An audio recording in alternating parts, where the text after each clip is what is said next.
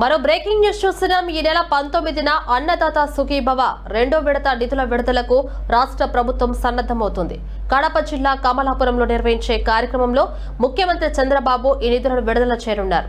కేంద్ర ప్రభుత్వం కూడా అదే రోజు పీఎం కిసాన్ నిధులు విడుదల చేయనుంది.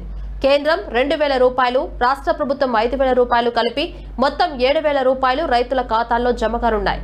అన్నదాత సుఖీభవ కింద రెండో విడతలో మొత్తం 46 లక్షల మంది రైతులకు లబ్ధి చేకూరనుంది.